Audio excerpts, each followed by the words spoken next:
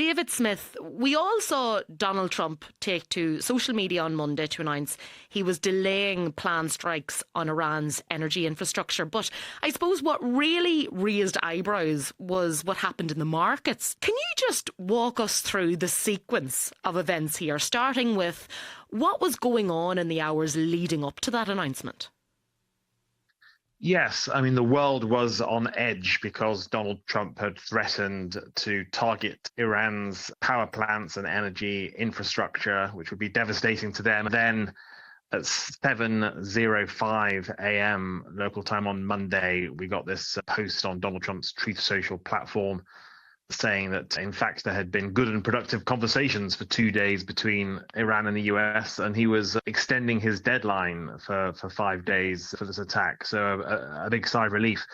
As you say, what was notable in the markets was just prior to that, between 6:49 a.m. and 6:51 a.m., there had been at least 6 million barrels of Brent and West Texas Intermediate oil very abruptly sold.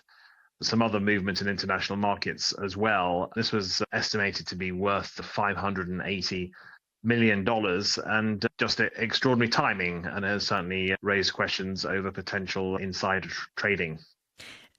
Subsequently, after Trump's announcement, oil prices fell quite dramatically in a matter of minutes. That's right. I mean, the markets have really been up and down during this Iran conflict. Every time Trump seems to back away or indicate the operation might be winding down, the oil prices come down again. And when things are looking really serious, the oil prices soar. There's really a symbiotic relationship there. And indeed, Iran itself and some critics have suggested that sometimes Trump is giving out these signals precisely because he's worried about the oil price. And perhaps this is the one thing that does get through to Trump, economic peril. So, yeah, certainly there's that relief after the social media post. The oil prices came down again. It remains to be seen if they will surge once more, depending on what happens in the war. Now, you did mention insider trading. Do you think this is evidence of insider trading, or do you think it's just maybe a lucky guess? It certainly looks suspicious. I know economists say these things can be very complex, and what can sometimes appear to be a deliberate pattern might just depend on various factors. But I think what fuels the suspicion is that this was not the first incident. If you go back to the Friday before the war began, more than 150 polymarket accounts put hundreds of bets predicting a US strike on Iran. And of course, that did happen the following day.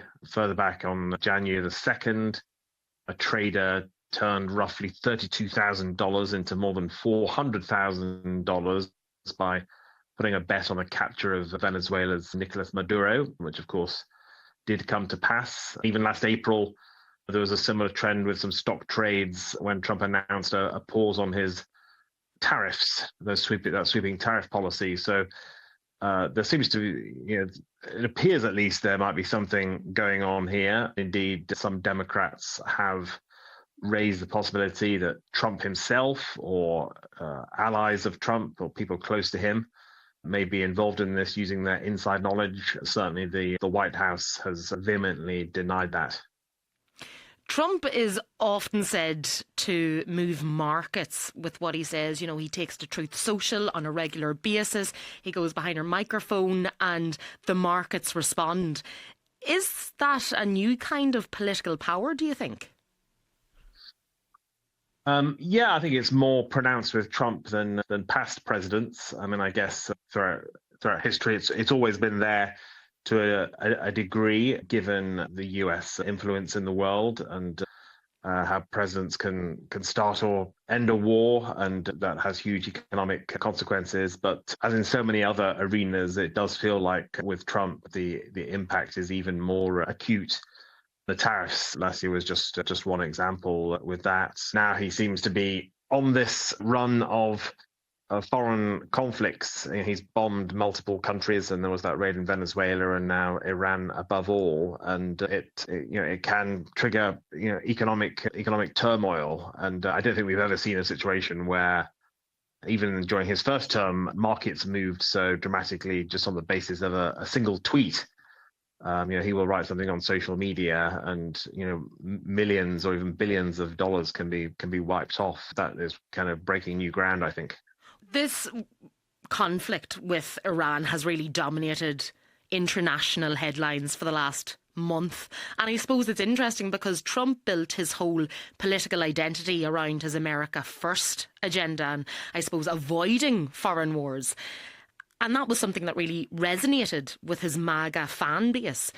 But how has MAGA been responding to the shift in Trump's strategy when it comes to foreign wars? There's certainly a split within the MAGA movement. I mean, opinion polls show most Republicans and even most self-identified MAGA supporters are still with Trump. I think for as long as there are not US boots on the ground, they regard this as a relatively successful operation. But there are some high-profile dissenters, and those include Marjorie Taylor Greene, a former congresswoman who was once a Trump loyalist. She is seriously questioning why this manpower and all this money is being spent overseas in what she regards as a fundamental breach of Trump's promise to put America first and end the forever wars. And there's some other high-profile podcasters and influencers such as Tucker Carlson and Megyn Kelly and a few others who, again, questioning why Trump has apparently reversed that America First ethos. So it is a bit of a MAGA identity crisis. According to the polls, still a good 90% of them are on Trump's side. Joe Kent is interesting. He's a top counterterrorism director and was very much in Trump's camp, but he resigned recently. What did that tell us, and why did he resign? Yeah, that did feel like a potential turning point. He was the top counterterrorism director, Joe Kent, and what was particularly interesting about him, he was a true believer in Trump and Trumpism, and had pushed conspiracy theories around the 2020 election and January the 6th and so on. He resigned, saying, "I cannot in good conscience support the ongoing war in Iran." He felt that there was no imminent threat from that country. This is unusual that you get a Trump ally who finally says enough is enough and I'm not going to go any further, and resigns on the understanding that they will be banished from Trump world forever. They will be attacked by Trump's supporters in the White House, and that certainly happened to Joe Kent. You mentioned various celebrity and high-profile figures that don't seem to be fully behind Trump's new foreign agenda, and you mentioned podcast hosts as well, one of them being Joe Rogan, and he was very influential in Trump's election campaign. Should Trump be concerned about Rogan's influence?